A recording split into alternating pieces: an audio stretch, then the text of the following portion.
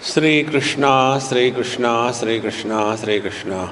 गुरुर्ब्रह्मा गुरुर्विष्णु गुरुर्देवो महेश्वरः गुरु साक्षात् परं ब्रह्म तस्मै श्री गुरवे नमः।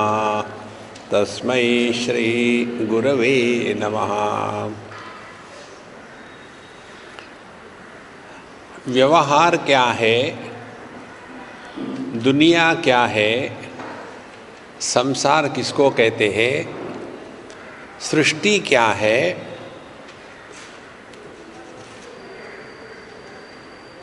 और धार्मिक जीवन क्या है, अध्यात्म क्या है,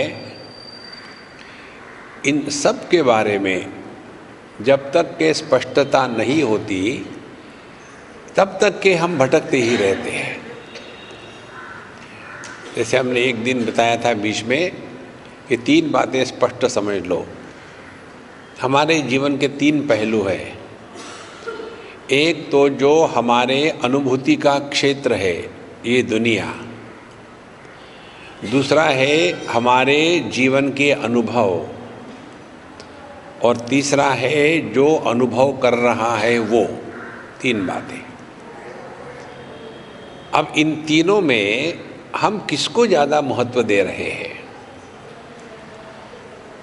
या तो हम महत्व देते हैं इस दुनिया को, और दुनिया को महत्व देना माने क्या?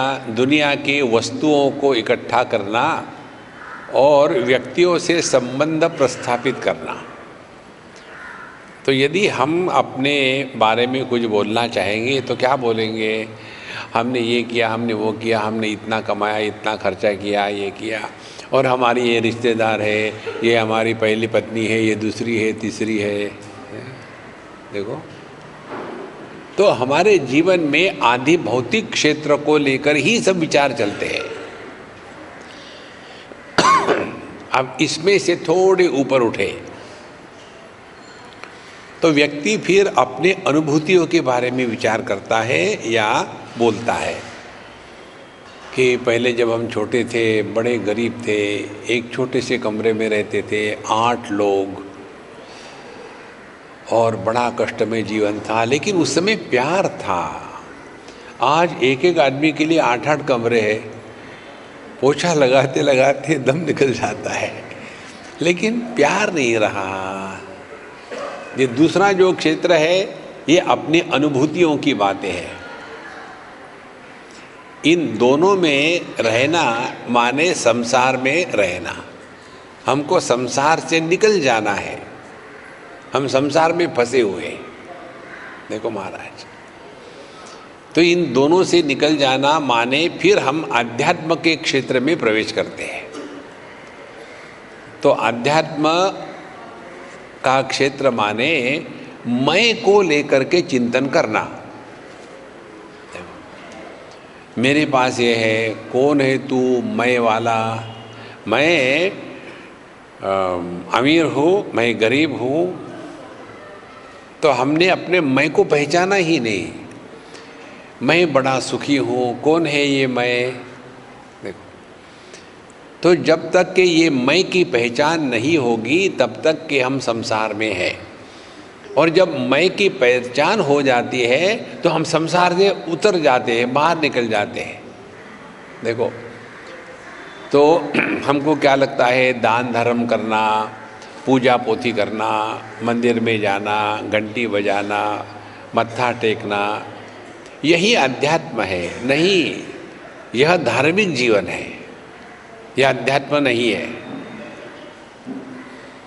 अच्छा, ये धार्मिक जीवन जीने का प्रभाव क्या होना चाहिए जीवन में? कई बार हमको ये भ्रांति होती है कि हम बड़े धार्मिक हैं। तो ये हम धार्मिक है कि नहीं, इसका निर्णय कैसा लेंगे हम?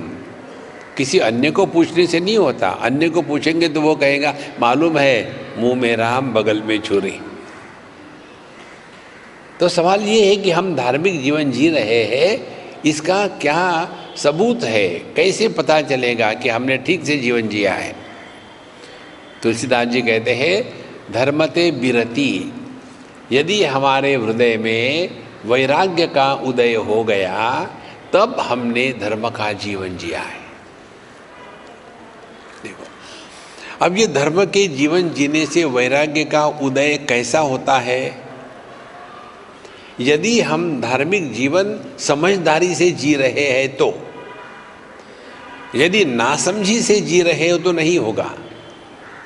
देखो, अब नासमझी से जीना माने हमेशा ज़्यादा से ज़्यादा अपने कर्तव्यों की बात करना। हम रिस्पॉन्सिबल है, हमने अपनी जितने कर्तव्य पूरे निभाए हैं, शादी करी, माँ को पाला, बाप को पाला, बच्चे को पाला, बीवी को पाला, सब कुछ किया, अब हम तो बड़े रिस्पॉन्सिबल हैं। ये धार्मिक जीवन नहीं है। धार्मिक जीवन है धर्मते बिरति, हमारे हृदय में वैराग्य प्रकट हो गया कि नहीं। अब ये धर्म से वैराग्य कैसे प्रकट होगा? तो धर्म किसको कहते हैं? धर्म माने पाप पुण्य के निर्णय का क्षेत्र। हम जो कर रहे हैं वो पाप है कि पुण्य है, वो योग्य है कि अयोग्य है, ये विचार चलता है। और फिर हमको धर्म में बताते हैं कि तुम्हारे दुख का कारण तुम्हारे पिछले जन्म के पाप, तुम्हारे सुख का कारण तुम्हारे पिछले जन्म के पुण्य। तो माने हम तो इस देह के पैदा होने के पहले भी थे, हाँ जी, और इस दुनिया में अच्छे बुरे कर्म करोगे तो अगले जन्म में आपको सुख दुख मिलेगा। तो माने अगले जन्म में ये देह तो नहीं रहेगा, फिर हम तो बने रहेंगे ना। हाँ, अब समझ में आया क्या कि हम तो कभी पैदा भी नहीं हुए, मरे भी नहीं। देखो, जैसे 8 तारीख को हम आपके गोवा में आए तो पैदा हो गए। अब हमारी उपाधि क्या है? गोवा। और यहाँ आने के पहले क्या हमारा अभाव था? हम थे कहाँ थे? मुंबई में। तो मुंबई से निकले तो मर गए मुंबई के लिए, यहाँ आ गए, यहाँ पैदा हो गए। अब कल हम यहाँ से निकल जाएंगे, फिर मर जाएंगे, और फिर चले गए हैदराबाद, हैदराबाद में फिर पैदा हो गए। माने हमने उपाधि का जब त्याग किया तो हमारा कुछ नहीं बिगड़ा। बचपन आके चला गया, बचपन का त्याग कर दिया, हम तो ज्यों के त्यों हैं। जवानी का त्याग कर दिया, हम तो ज्यों के त्यों हैं। ये बात तब हमारी बुद्धि में आएगी जब हम धर्म का जीवन समझदारी से करेंगे। तब समझदारी महत्व की बात है। यदि समझदारी नहीं होगी तो इसी धक्के खाते रहेंगे। हमने महाराज किसका बुरा नहीं किया, क्यों ऐसा क्यों हो रहा हमारे जीवन में, मैंने किया तुम्हारे लिए बुरा, कैसा हो रहा। ये प्रश्न पूछना बंद कर दो। अपने जीवन की जिम्मेदारी यही है, चिंतन करो, चिंता नहीं, कॉन्टेम्पलेशन करो, कंप्लेन नहीं। हम लोग कंप्लेन करने में एक्सपर्ट हो गए। देखो, तो जब हम धर्म का जीवन जिएंगे तो जैसे हम यहाँ हैं, अब हम गुप्ता जी के यहाँ रहते हैं, बड़ा कंफर्टेबल है, लेकिन मालूम है कल जाना है तो कहीं चिपकेंगे थोड़ी, जाना है यहाँ से। तो उल्टी गिनती शुरू हो गई हमारी। 8 तारीख को आए, 8 तो उस दिन 7, फिर 6, फिर 5, 4, 3, 2, 1, कल 0, निकल जाओ। जब जाना ही है यहां से तो क्यों परेशान हो गए? ये है धर्म का जीवन, समझदारी से जीना। धर्मते बिरति। देखो, तो फिर यहाँ कैसा रहे? अरे अब तो मरना ही है, ऐसे नहीं रहना है। फिर यहाँ हम लोग वैकेशन के लिए आए हैं, ये अपना घर नहीं है, ये तो वैकेशन के लिए है, जैसे बाहर के लोग गोवा में वैकेशन के लिए आते। एक बार मैं आया था, बहुत पुरानी बात है, एक नया नया कपल शादी करके, शायद राजस्थान का होगा, मारवाड़ी ब्रांड कपल था। तो उस लड़की ने ज़िंदगी में कभी फ्लैट बाथरूम स्लीपर से दूसरी पहनी नहीं होगी, और घूंघट ब्रांड थी। यहाँ करके अब नई नई शादी, नया नया हस्बैंड, नए नए ड्रेस, हाई हील पहनी है और स्कर्ट पहना है और इतनी सारी चूड़ियाँ, और जा रही है। उसका हस्बैंड ने भी बरमूडा पहन लिया। ऐसे बेवकूफ़ी क्यों? अरे यार, वैकेशन के लिए आए हैं, यहाँ सीरियस होने के लिए थोड़ी आए हैं। जब आदमी वैकेशन के लिए जाता है तो पैसे उड़ाने के लिए जाता है कि बचाने के लिए जाता है? देखो, उस समय एक ही बात मन में होती, यहाँ 2-4 दिन रहना है, मौज में रह लो, निकल जाओ। और आप कितने भी बढ़िया 5 स्टार होटल में जाके रहो, 2-4 दिन खत्म होने के बाद लगता है नहीं, चल अपने घर चलो, अपना घर ठीक है। और घर कैसा है?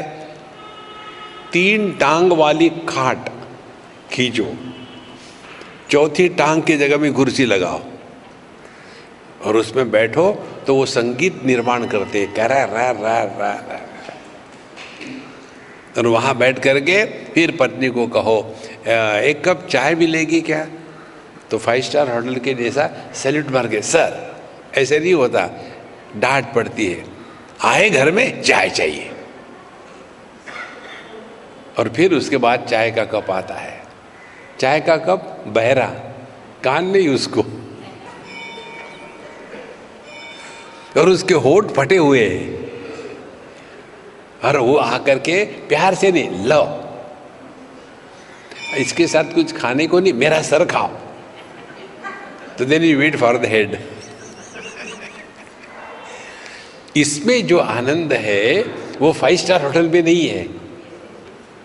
देखो महाराज, इसी प्रकार से इस दुनिया में आपको परिपूर्ण आनंद कभी नहीं मिलेगा।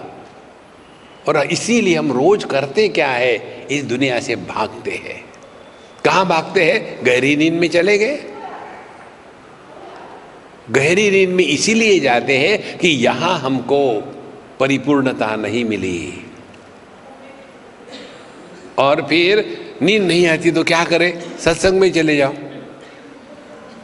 देखो, सत्संग नींद लेने का सर्वश्रेष्ठ स्थान है। यहाँ आकर के शांति रहती है, सो जाओ। और जो सत्संग में सोते हैं, मुझे उनके प्रति बहुत आदर है, क्योंकि वही असल में आनंद को प्राप्त कर रहे, बाकी के परेशान हो रहे। अच्छा आगे क्या होगा? अरे क्या फर्क पड़ता है, सो जाओ।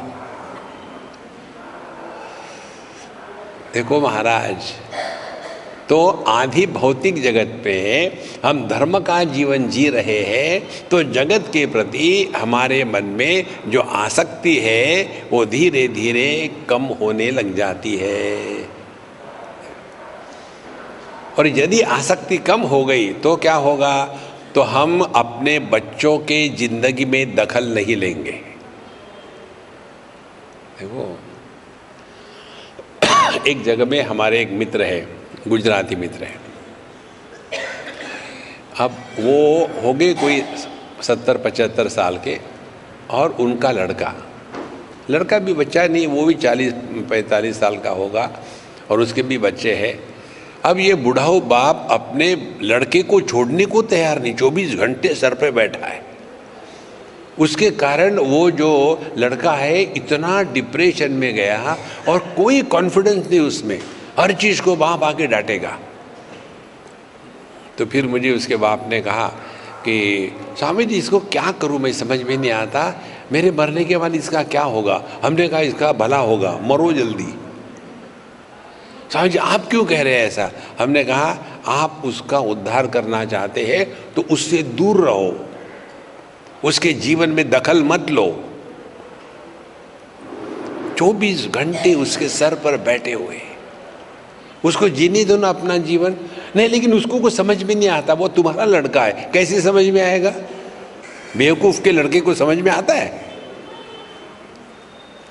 और ऐसा मैंने जब उनको कहा एकदम सीधे सीधे शब्दों में, ठीक है स्वामी जी मैं अलग हो जाता हूँ। हमने कहा अलग हो जाता हूँ, किसी पर उपकार नहीं कर रहे हो तुम। यदि अपने लड़के का भला चाहते हो तो principle is stay away and remain close.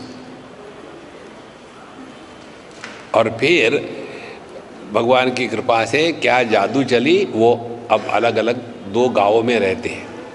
काम एक ही है, रहते अलग अलग है।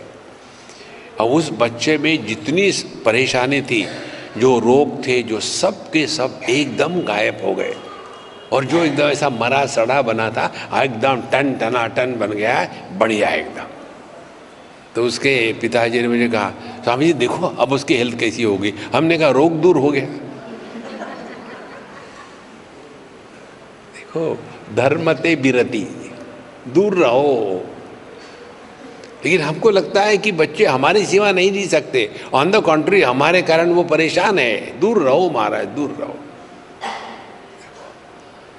तो यदि हमारे मन में वैराग्य प्रकट हो गया तो हमने धर्म का जीवन जिया है। अब देखो, अब अपने बच्चे, अपने संसार, अपना बिजनेस, इसके बारे में विचार करने के लिए ज़रूरत नहीं। अब फिर मन का क्या करें? अब उस मन को परमात्मा के चरणों में लगाओ। ध्यान से सुनना। एक बार ये कथा आती है त्रिपुरा रहस्य इस ग्रंथ में। परशुराम जी महाराज ने 21 बार क्षत्रियों का नाश किया। 22वें बार भगवान रामचंद्र जी से पाला पड़ा और वो हार गए। तो उसके पश्चात वो बड़े फ्रस्ट्रेट हो गए और चले गए मलयगिरी पर्वत पर। वहाँ एक फक्कड़ महात्मा थे मस्त राम। जैसे उनके पास गए तो उनके मन के सभी विक्षेप क्षोभ एकदम शांत हो गए और उनको एक दिव्य आनंद की अनुभूति हो रही थी। तो उन्होंने कहा अरे महाराज मैं इतना परेशान फ्रस्ट्रेट होके आया था, व्हाट इज दिस एक्सपीरियंस, क्या है ये? तो उन्होंने लेटे लेटे बड़े प्यार से कहा ये ब्रह्मानंद का ट्रेलर है। बोले मुझे समझाओ, आप ठीक से नहीं समझा रहे मुझे। तो उस महात्मा ने कहा देखो तुम बहुत इंटेलिजेंट हो और मैं इंटेलिजेंट नहीं हूँ, तुमको इंटेलिजेंट गुरु चाहिए, इसीलिए दत्तात्रेय भगवान के पास चले जाओ, वो बड़े इंटेलिजेंट है। परशुराम जी दत्तात्रेय भगवान के पास गए और उनको कहा देखो मैं वहाँ गया था तो उस महात्मा को समझाने नहीं आया ब्रह्मानंद क्या होता है, आप मुझे समझाओ। ऐसे कहने से थोड़ी होता है यही ब्रह्मानंद है, समझाओ क्या होता है। तो बोले ठीक कह रहे हैं आप, तो ऐसे थोड़ी होता है, फिर आपको उपासना करनी पड़ेगी। किसकी उपासना? आपको त्रिपुरा देवी की उपासना करनी पड़ेगी। फिर वहाँ का एक पत्थर उठाया दे दिया, ये त्रिपुरा देवी है, इसकी उपासना करो। उसके नियम बता दिए, ठंडे पानी से नहाना, उसको गर्म पानी से नहलाना, तुम उपवास करना, उसको नैवेद्य देना, उसको बैठने के लिए बढ़िया गद्दा रखो, तुम जमीन पर सो, उसको एक जगह रखो, तुम चक्कर काटते रहो, रोज उपासना करनी, इतना जप करना है। और शुरू हो गए कितने 12 साल तक करना है। अब हो गया शुरू 1 साल 2 4 12 साल हो गए और फिर इनके दिमाग में अरे यार मैं क्या कर रहा हूँ, मैंने कहा एक पत्थर को ये भगवान ने चक्कर काटे जा रहा हूँ, उसको तो कुछ हो नहीं रहा, मुझे भी कुछ हो नहीं रहा, क्या है ये तमाशा। फिर आया गुरु महाराज के पास और कहते कि भगवान आपने जो कहा था ये त्रिपुरा देवी है, मुझे तो लगता मेरा समय नष्ट हो गया। कौन है ये त्रिपुरा देवी जिसकी मैं उपासना कर रहा हूँ? उस समय दत्तात्रेय भगवान कहते ये तुम्हारा समय नष्ट नहीं हुआ, अब तुम्हारे मन में जिज्ञासा प्रकट हो गई। देखो धर्मते बिरति, वैराग्य हो गया, अब जिज्ञासा प्रकट होती है। कौन है ये भगवान, कौन है देवी, कौन है राम, कौन है कृष्ण? ये जिज्ञासा प्रकट होती है। जब तक के हमारे अंतःकरण में जिज्ञासा प्रकट नहीं हुई, तब तक के हमारा अंतःकरण शुद्ध नहीं हुआ। देखो, इसीलिए कर्म और उपासना, ये दो जो हमारे जीवन में साधना के दृष्टि से आते हैं, इसका तात्पर्य है कर्म से अंतःकरण की शुद्धि होनी चाहिए। अंतःकरण की शुद्धि माने हृदय में वैराग्य प्रकट हो गया, और उपासना से मन एकाग्र होना चाहिए, माने हमारा मन हमारे लिए हम जब चाहे तब उपलब्ध है। ऐसा जो साधक है जिसको ना तो दुनिया की कोई कंप्लेन है, ना तो अपने मन की कंप्लेन है। हम तो अपने मन की भी कंप्लेन करते हैं। महाराज जी, जब भी हम मेडिटेशन को बैठते हैं तो बहुत भयानक विचार आते हैं। इतने बुरे विचार तो नॉर्मल भी नहीं आते, लेकिन जब मेडिटेशन को बैठते हैं तो बड़े भयानक विचार आते हैं। कहाँ से आते हैं? मेडिटेशन से। तो क्या करें? मेडिटेशन मत करो। कंप्लेन करने से कुछ नहीं होता, चिंतन करो, चिंता नहीं। तो ऐसा जो साधक है, अब वह जिज्ञासा से प्रेरित होकर के अब जगत क्या है, जीव क्या है, ईश्वर कौन है और आध्यात्मिक साधना क्या है, इन चार चीज़ों के बारे में अब उसके हृदय में चिंतन प्रकट हो गया। यह बात यहाँ बताते हैं, एतावदेव जिज्ञासं तत्व जिज्ञासुरात्मना अन्वय व्यतिरेकाभ्याम यत्स्यात् सर्वत्र सर्वदा। जिज्ञासु के लिए इतना मात्र जानना आवश्यक है, इससे आगे कुछ जानने की आवश्यकता नहीं, इतना मात्र। कौन सी बात है? कहते हैं यत्स्यात्, जो है, कहाँ है? सर्वत्र सर्वदा, हमेशा हर जगह। माने जो देश काल वस्तु व्यक्ति परिस्थिति इनके द्वारा प्रभावित नहीं होता, इस तत्व को आत्म रूप से पहचानना, यही पूरा आध्यात्म का निचोड़ है। देखो, हम लोग केवल बाहर ही आडंबर में फंसे हुए हैं, और जो बाहर के आडंबर में फंसे हैं वो केवल दुनिया को सुधारने में लग जाते हैं। जिन्होंने दुनिया को सुधारने का प्रयत्न किया है, दुनिया तो नहीं सुधरी, इनका सत्यानाश हुआ।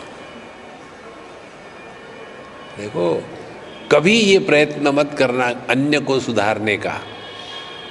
हम जब समझो स्कूल में जाते हैं, कल्पना करो हम क्लास ले रहे हैं आपकी, हम पढ़ा रहे हैं, समझो फिजिक्स पढ़ा रहे हैं, और पढ़ाते समय आप में से, आप विद्यार्थियों, मैं मास्टर हूँ, आप में से कोई उठ के ऐसा कहेगा क्या कि सर उस लड़की को समझ में नहीं आया, फिर से समझाओ। क्लास में जब हम होते हैं हम देखते हमको समझ में आया कि नहीं। इसी प्रकार से उद्धरेदात्मनात्मानं नात्मानं अवसादयेत्, आत्मैव आत्मनो बंधु आत्मैव रिपुरात्मनः। हम इस दुनिया में अपना उद्धार करने के लिए आए, लेकिन दुनिया का क्या होगा?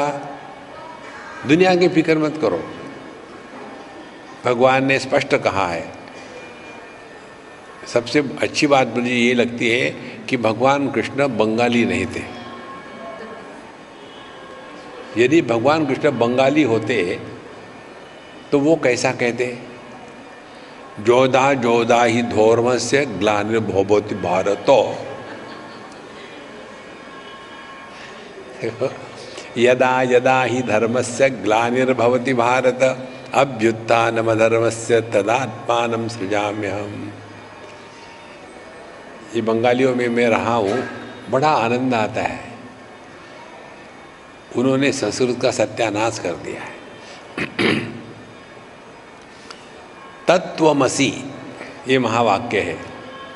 अब बंगालियों में कंजंक्ट कॉन्सोनेंट नहीं कहने आता उनको, तो तत्वमसि इस शब्द का उच्चारण कहते तत्तमसी।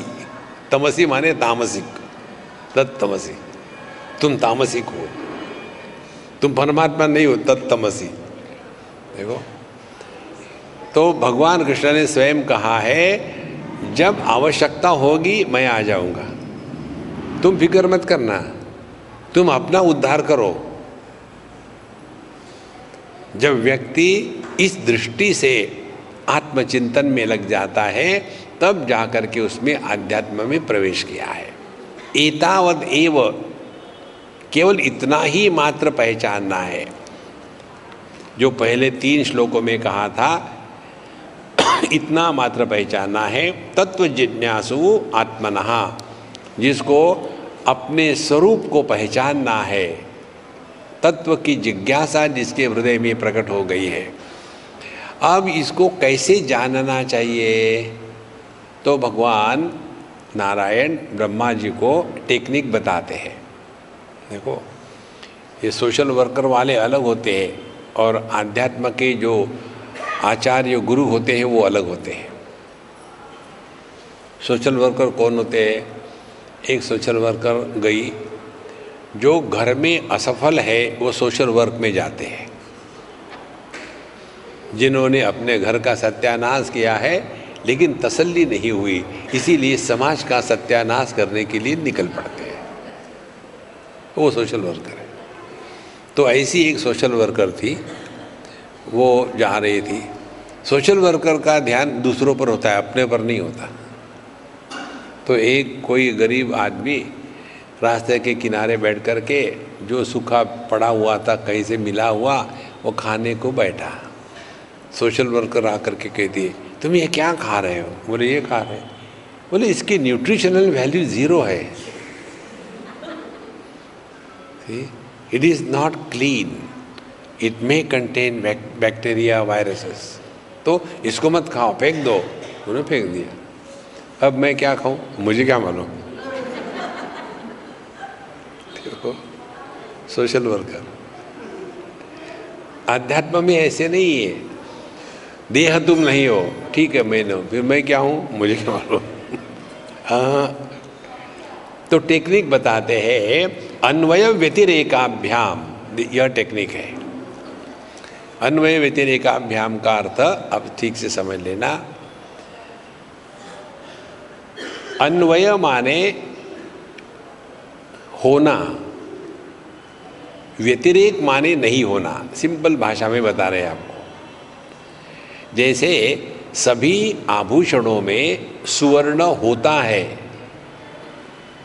तो सुवर्ण का आभूषणों में होना यह अन्वय हो गया। लेकिन सुवर्ण में आभूषणों का होना आवश्यक नहीं है। सुवर्ण बिना आभूषण बने भी रह सकता है।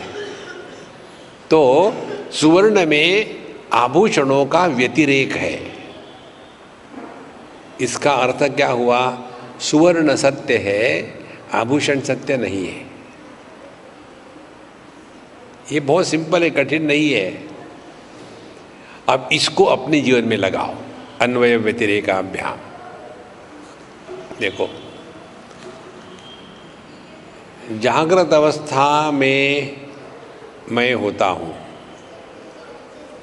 तो मेरा जागृत अवस्था में होना अन्वय है। लेकिन स्वप्नावस्था में मैं जागृत पुरुष नहीं रहता। लेकिन कोई एक ऐसा तत्व है कि जो जागृत में भी था, स्वप्न में भी था। तो जो तत्व जागृत में है लेकिन जागृत पुरुष नहीं बना, और जब जागृत अवस्था समाप्त हो जाती है तो भी वो ज्यों के त्यों बना रहता है, वो सत्य है। जागृत अवस्था आती है, चली जाती है। उसी प्रकार से स्वप्नावस्था में मैं हूँ, लेकिन स्वप्नावस्था चली गई तो भी मैं ज्यों का त्यों हूँ। तो मेरे होने के लिए ना तो जागृत अवस्था की आवश्यकता है, ना तो स्वप्नावस्था की आवश्यकता है। फिर सुषुप्ति अवस्था आई। वो भी आके चली गई। सुषुप्ति अवस्था का होना न होना मेरे लिए एक ही मायना है, कोई मतलब नहीं। तो चाहे जागृत आके चली जाए, स्वप्न आके चला जाए, सुषुप्ति आके चली जाए, हम ज्यों के त्यों है। यह जो अकाट्य अविकारी अनंत अनादि सत्ता है वह सत्य है। और इस पर आने वाले जागृत स्वप्न सुषुप्ति समाधि, ये चार केवल औपाधिक अनेकता है, वास्तविक नहीं है। देखो, इस औपाधिक अनेकता को यदि हम ठीक से समझ ले तो क्या करेंगे? जागृत में है तो जागृत पुरुष का नाटक करो, स्वप्नों में है तो स्वप्न का नाटक करो, सुषुप्ति में है तो सोने का नाटक करो। लेकिन एक तत्व ऐसा है जो कभी जागृत भी नहीं बना, स्वप्न भी नहीं बना, सुषुप्ति भी नहीं बना। यह जो अपना स्वरूप है, इधर हमको ध्यान देना है। ध्यान करना नहीं, ध्यान देना है। हम लोग मेडिटेशन करते हैं, ध्यान करो मत, ध्यान दो। ध्यान करोगे तो प्रारंभ होगा और समाप्त हो जाएगा। ध्यान दोगे तो ये अखंड है। देखो, तो कैसे ध्यान दे?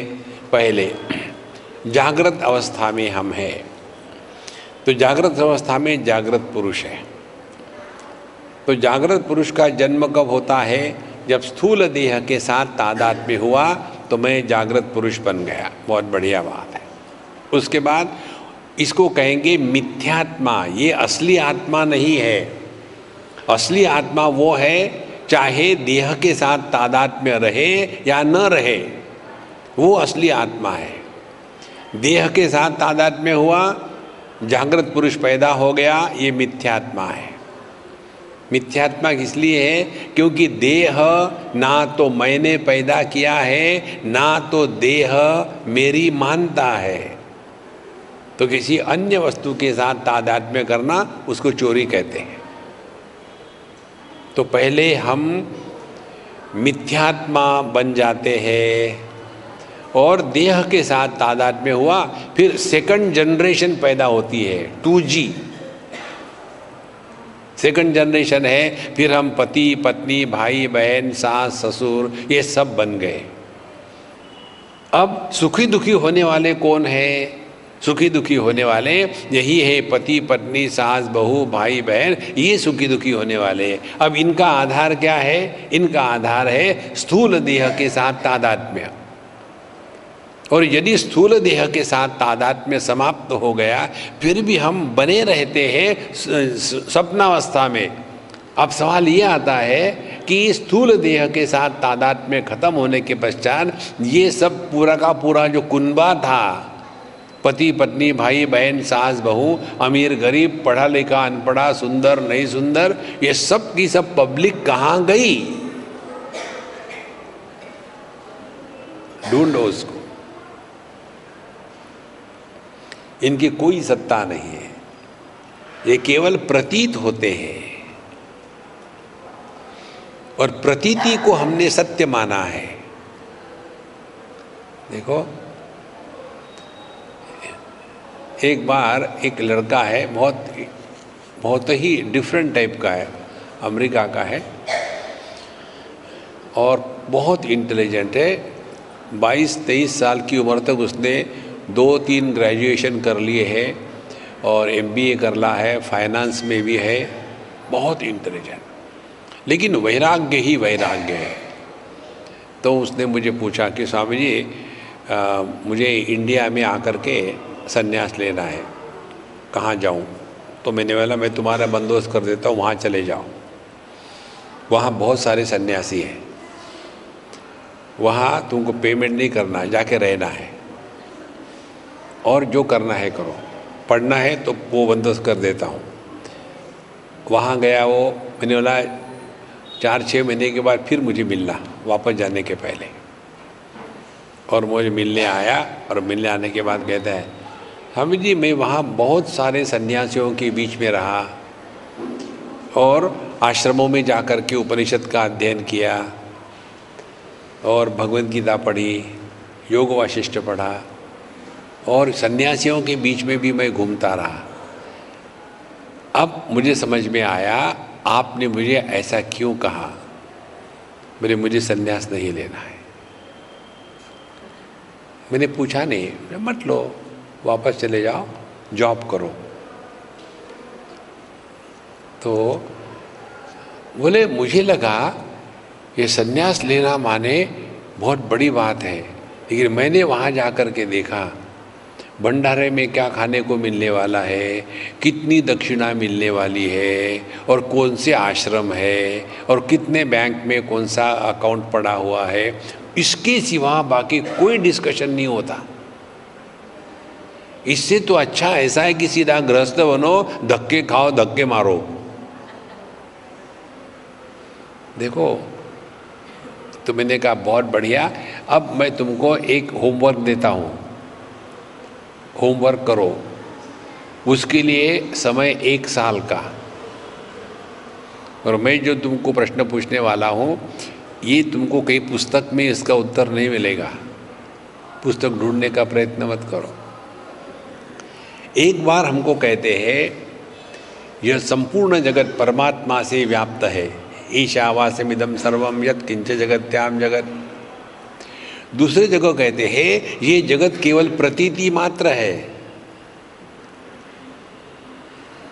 तो ये वही जगत, कभी तो आप कहते हो जगत परमात्मा है, कभी तो आप कहते हो जगत इल्यूजन है, प्रतीति है, वास्तविकता नहीं है। तो ये जो जगत इल्यूजन है, ब्रह्म सत्यम जगन मिथ्या, तो ये इल्यूजरी जगत से प्रेम कैसा करे। लग जाओ मुन्ना भाई, अब करो चिंतन। वो मुझे ईमेल भेजता है 1 आध 2 महीने के बाद, स्वामी जी अभी भी मैं भटक रहा हूँ। लगे रहो, छोड़ेंगे नहीं। देखो संतो, अन्वय व्यतिरेकाभ्याम, इसको ठीक से समझ लेना है। देखो, जब तक अन्य की प्रतीति है तब तक के प्रेम नहीं हो सकता।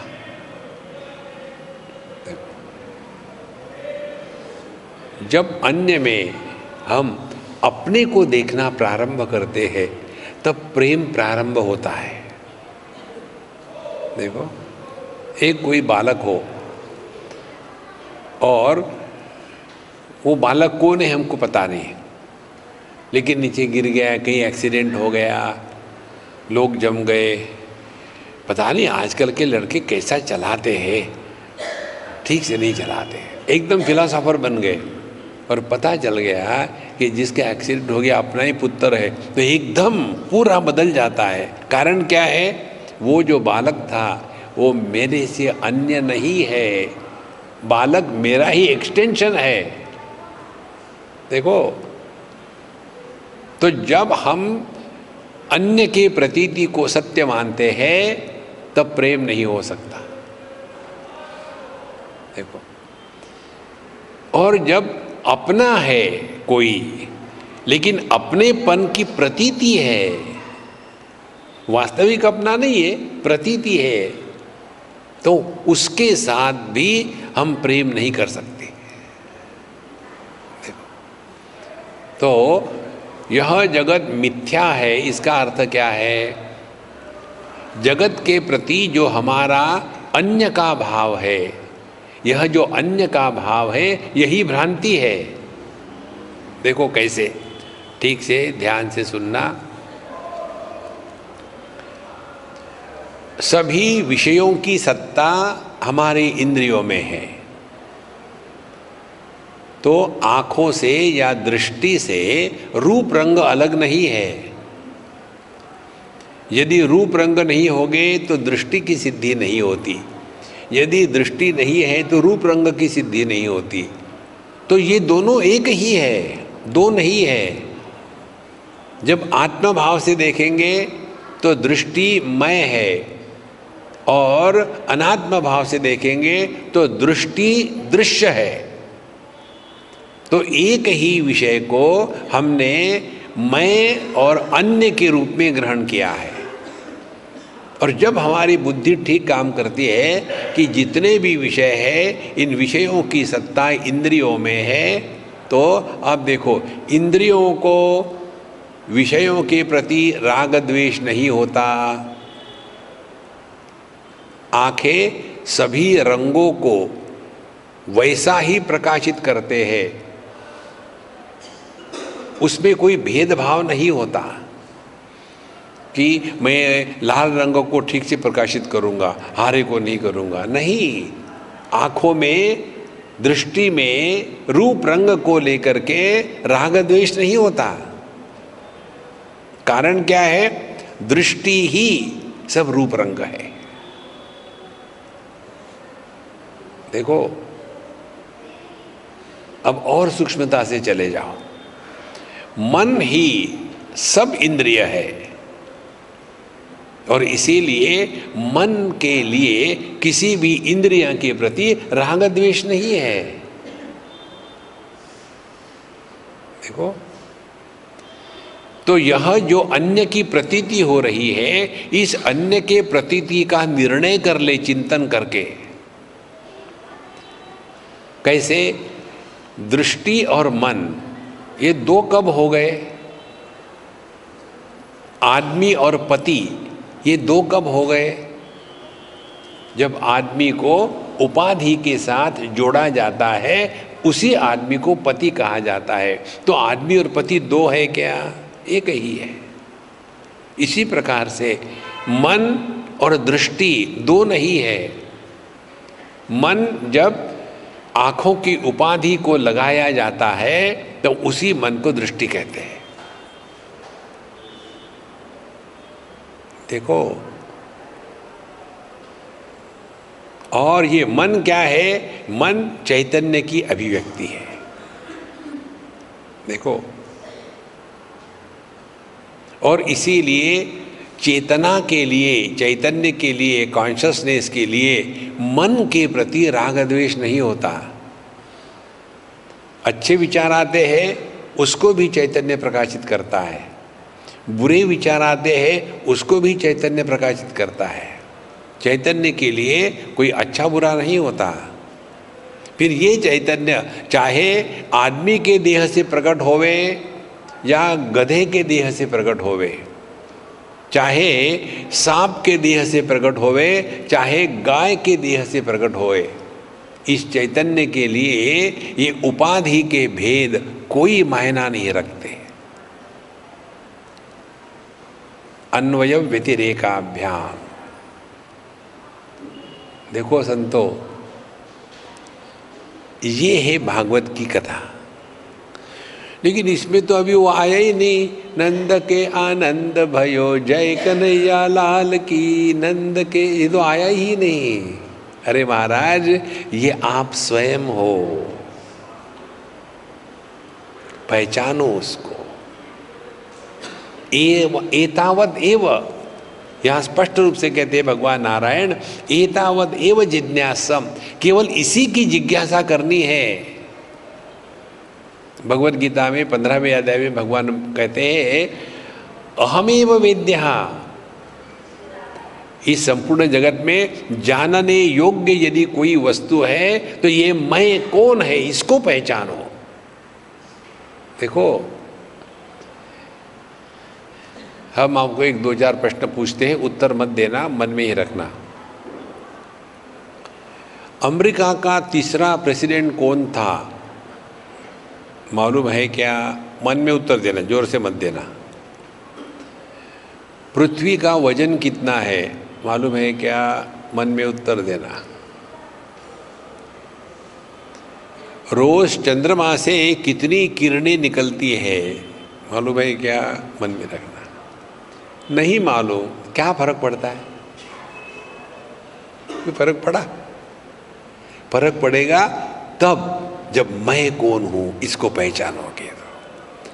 यदि मैंने अपने आप को पति पहचाना है तो क्या होगा? हमेशा दुखी रहेंगे।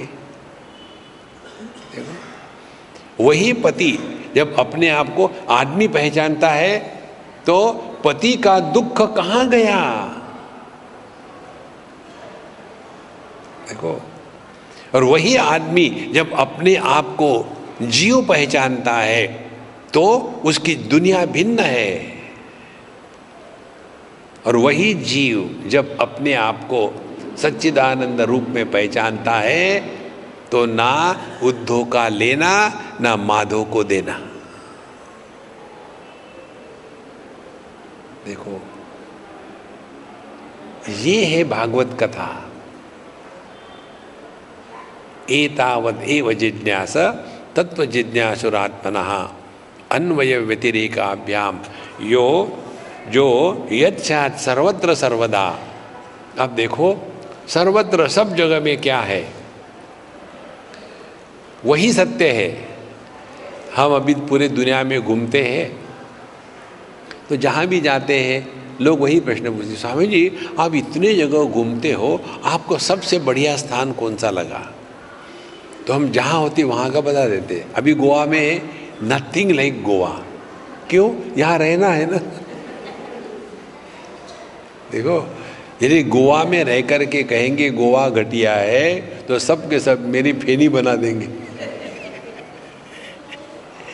अब सत्य क्या है? सत्य ये है, जहां मैं है वही बढ़िया है, जहां मैं नहीं वहां कुछ भी नहीं। देखो, मैं मर गया तो मेरे पत्नी का क्या होगा? वो शादी कर लेगी दूसरी, क्या होना है? जब मैं नहीं तो मेरी पत्नी कहाँ होगी? जब मैं नहीं तो मेरा देश कहाँ होगा? जब मैं नहीं तो मेरा धर्म कहाँ होगा? जब मैं नहीं तो मेरी उपलब्धियाँ कहाँ होगी? ये सब का सब इस मैं पर अवलंबित है। और इस मैं का ही कभी हमने अनुसंधान नहीं किया। इसी को कहते हैं, मैं के अनुसंधान को अध्यात्म कहते हैं। तो हम लोग या तो धार्मिक जीवन जीते हैं, दान धर्म करना चाहिए। ये दान धर्म का इतना बढ़िया तरीका है। हम एक बार कहाँ गए थे? गाणगापुर गए थे। भगवान दत्तात्रेय का बड़ा पवित्र स्थान है और वहाँ एक ऐश का, राख का पर्वत है, लेकिन मुझे तो कहीं दिखा नहीं। पर्वत लोग कहते हैं, जैसे अपने गोवर्धन पर्वत, हार्डली पर्वत है लेकिन कहते हैं। तो हम गए वहाँ, नमस्कार चमत्कार किया, जो करना था। वहाँ लोगों को रोटियाँ बांटते हैं। तो हमारे सारे गम्मा थी, बोले स्वामी जी मैं सबको, ये भिखारियों को रोटियाँ देना चाहती हूँ। हमने कहा कितनी देनी है तुमको? बोले यहाँ तो बहुत सारे हैं। हमने तुमको जितनी देनी उतनी तो। बोले नहीं, ऐसा करेंगे, मुझे 100 लोगों को देना है लेकिन मैं इतनी नहीं खरीद सकती, 25 खरीद सकती हूँ। तो फिर 25 को काटेंगे, 4 टुकड़े बनाएंगे, 100 को दे देंगे। हमने कहा ऐसा मत करना, एक एक पूरी दे दो। नहीं नहीं नहीं, मैं ऐसी करूँगी। अरे मत करना, मेरी बात मानो। बोले नहीं हम ऐसा नहीं। ठीक है करो। जब उन्होंने काट लिए वो सब, 4 टुकड़े कर लिए, देने को गई, एक भी भिखारी ने नहीं लिया। समझ ली क्या करो, मुझे दे दो, मैं भी तो भिखारी हूँ। बोले क्यों नहीं लिए? उनको पूछो, मुझे क्या मालूम। तो उन्होंने उससे पूछा आप क्यों नहीं ले रहे? बोले इसका हम क्या करेंगे, खाएंगे थोड़ी हम ये रोटियां खाते थोड़ी है। ये रोटियां दान धर्म के लिए है। ये यहाँ आती है, जब हमारे पास 20-25 हो जाती है फिर हम उस दुकानदार को दे देते हैं और वहाँ से ये रिसाइकलिंग है, दान धर्म हो रहा है।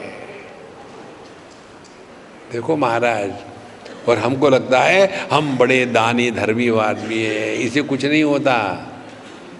इसी प्रकार से ये उपासना के चक्कर में फंसे हैं कि हम सुबह उठ करके ठंडे पानी से नहाते हैं और जप करते हैं, ओम नमः शिवाय, ओम नमः शिवाय, ओम नमः शिवाय, ओम नमः शिवाय, ओम नमः शिवाय। माने जैसे शिव जी को डांट रहे हैं, ओम नमः शिवाय, ओम नमः शिवाय, ओम नमः शिवाय, ओम नमः शिवाय। गुजराती होंगे तो जय श्री कृष्ण, जय श्री कृष्ण। फिर उसका जय श्री कृष्ण का SMS हो जाता है, जयस के जयस के जयस के जयस के। भगवान भी कंफ्यूज, यार क्या हो रहा है भारतवर्ष में। डिजिटलाइज करो, लेकिन जब को भी डिजिटलाइज कर दिया, JSK। और हमको लगता है हम बड़ी उपासना कर रहे हैं। आप देखेंगे ये उपासना करने वालों के हृदय में आत्मविश्वास नहीं होता, डर डर के उपासना करते हैं। देखो, समझो आपका सोमवार का व्रत है और किसी कारण से आपने गलती से सोमवार को खाना खा लिया। अब देखो, अरे राम राम, अब क्या करूँ, मैंने खाना खा लिया, सोमवार है, व्रत था, व्रत टूट गया, अब मैं क्या करूँ। हमको पूछते हैं लोग, और हमको लोगों को चाबी मारने में मज़ा आता है, टाइम पास हो जाता है। कहीं हम खाना खा रहे थे, बैठे आराम से, और 4-6 महामाया खड़ी थी, हमको देख रही थी हम कैसा खाना खाते हैं। आप देखो कितनी कंफर्टेबल पोजीशन होती है। आप अकेले खाना खाने को बैठे हो, सब आपकी तरफ देख रहे हैं। ये हमारा रोज का धंधा है। पहले पहले मुझे ऑकवर्ड लगता था, अब वैसा नहीं होता तो ऑकवर्ड लगता है।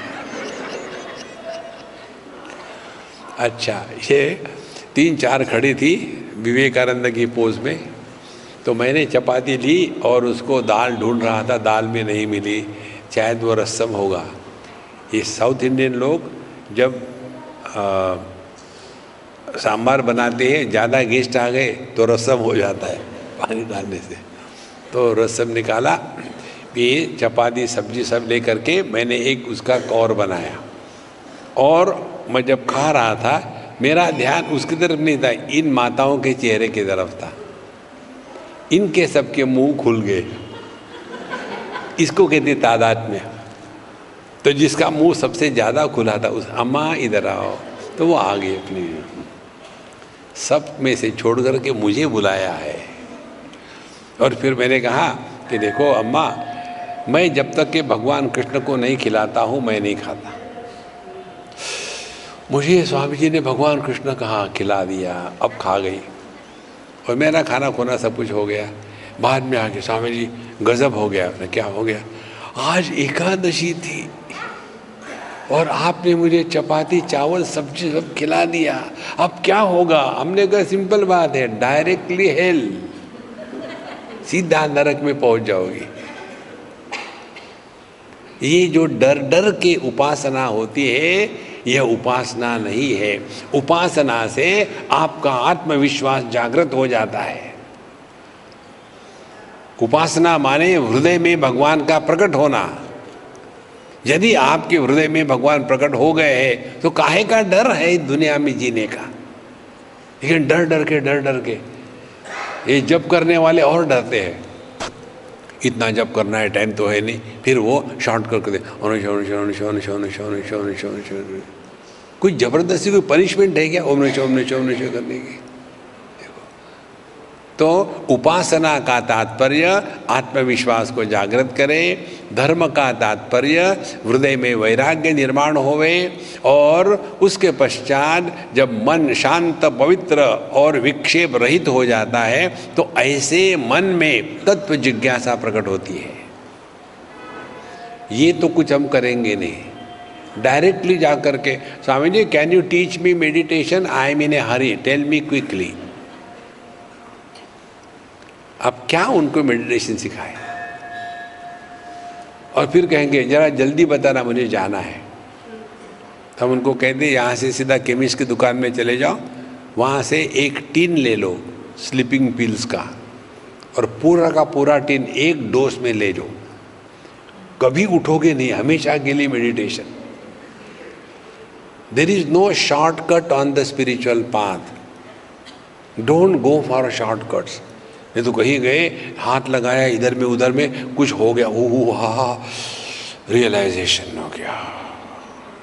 उसके बाद उस बाबा जी की भी चिपके, महाराज जी पिछले बार हुआ था आज नहीं हुआ। ध्यान से सुनना, जो अनुभव रिपीट होता है वो संसार है, अनंत रिपीट नहीं होता।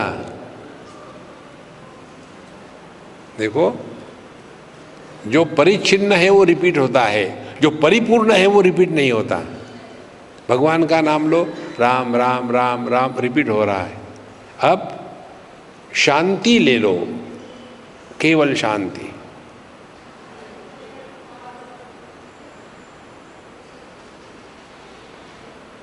You can't repeat silence.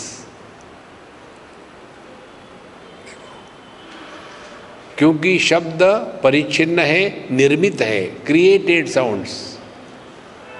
शांति अपरिच्छिन्न है, अनक्रिएटेड है, निर्माण नहीं की है। इसी प्रकार से हमारा होना ये निर्मित नहीं है, देह निर्मित है, इंद्रिय निर्मित है, मन निर्मित है। हम जो है ये अनादि अनंत अविकारी, ये अपना स्वरूप है। यत् स्यात् सर्वत्र सर्वदा, जो देश काल वस्तु व्यक्ति परिस्थिति इन सब का आधार होते हुए भी किसी के भी द्वारा प्रभावित नहीं होता, वो अपना स्वरूप है। केवल इतना मात्र अध्यात्म है और बाकी कुछ नहीं अध्यात्म। देखो, लेकिन यही चक्कर रहता है, स्वामी जी हमको मेडिटेशन में बैठना है। अरे meditation is not the goal. Bhagavad Gita में अर्जुन प्रश्न पूछता है भगवान को कि स्थित प्रज्ञस्य का भाषा समाधिस्तस्य केशव स्थितधि किम प्रभाषेत किमासीत व्रजेत किम। कहते जिस व्यक्ति की समझदारी स्टेडी हो उसके लिए मेडिटेशन का क्या मतलब है। जीवन में आसन स्टेडी नहीं चाहिए, समझदारी स्टेडी चाहिए।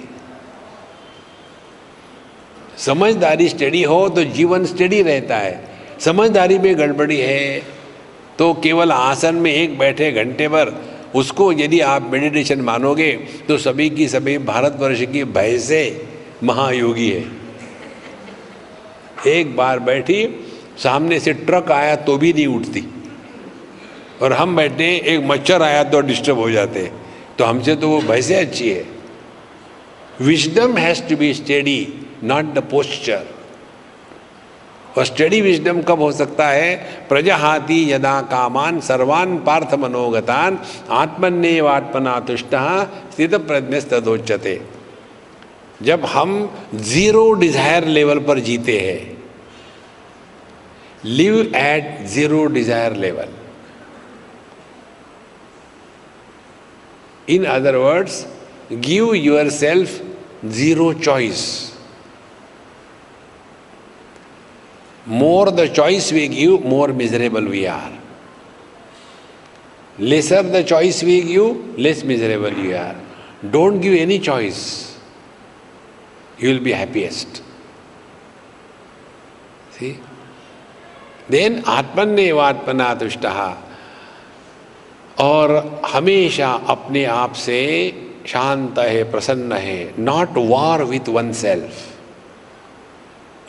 जो व्यक्ति अपने आप से शांत और प्रसन्न है और जिसके मन में कोई भी इच्छाओं का तूफान नहीं उठता,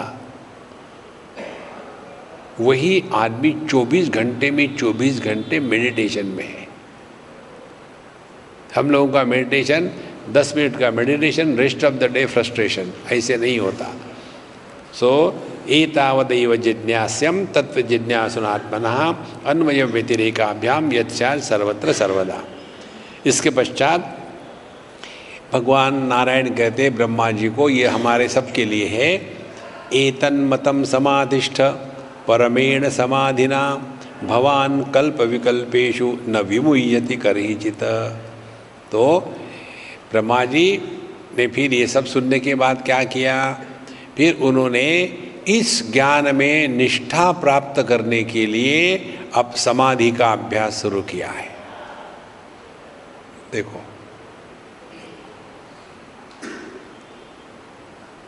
और हम लोगों को क्या सिखाया जाता है? देखो, मेडिटेशन करने से टेंशन कम होता है। Meditation is not for unhealthy minds. ये ऐसे ही है। एक बार मैं जिम जा रहा था तो मेरे सारे सज्जन थे, ऐसे लग गए, और उनके यहाँ बगल में वो कुबड़ी थी और टांग टूटी हुई थी और एक पैर पर चल रहे थे। स्वामी जी आप कहाँ जा रहे हैं? मैं जिम जा रहा हूँ। बोले मैं आऊँ? मैंने मुझे क्या मालूम, पूछो जिम वाले से, मेरा तो है नहीं वो। हम गए तो उसने पूछा मैं जिम कर सकता हूँ? उसने देखा नहीं। फिर तुम हॉस्पिटल में जाओ।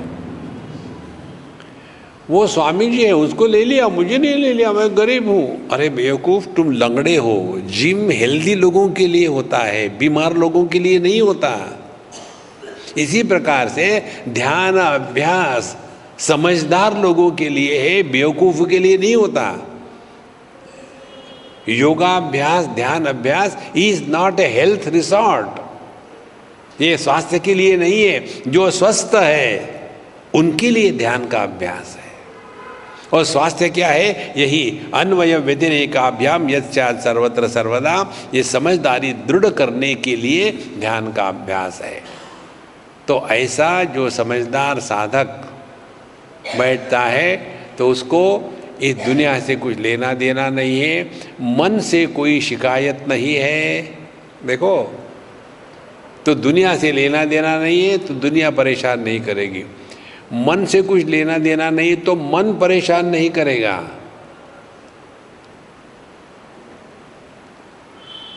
तब जाकर के हम अपने स्वरूप में बिना प्रयत्न के सहज रह सकते हैं। तो जीवन में सहजावस्था शुरू हो जाती है। सहजावस्था means spontaneity at every moment. Life become spontaneous. कितनी स्पॉन्टेनिटी! दर्पण के सामने जाकर के हमारा प्रतिबिंब दर्पण में पड़ने के लिए कितना टाइम लगता है? उसी क्षण।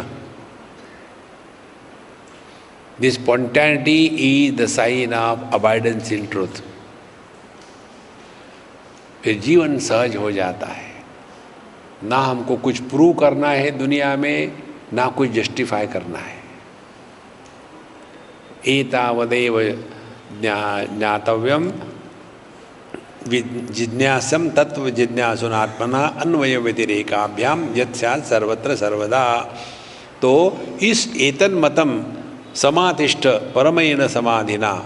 सो ब्रह्मा जी ने फिर यह तत्व में निष्ठा प्राप्त करने के लिए समाधि करो। और फिर कहते हैं भवान कल्प विकल्पेशु न विमुह्यति करहिचित। तो ब्रह्मा जी यदि आप ऐसा करोगे तो आपके जीवन में कभी भी मोह नहीं आएगा। देखो, पूरे भगवद गीता का तात्पर्य मोह निवारण में है, रोग निवारण में नहीं है। सबसे बड़ा रोग है मोह का, कि हम कौन है, दुनिया क्या है, ईश्वर क्या है, साधना क्या है, ये मोह है। इस मोह के निवारण के लिए अध्यात्म है। अध्यात्म हमको परमात्मा मिलाता नहीं, हम परमात्मा है यह अनुभव कराता है। इसी के साथ यह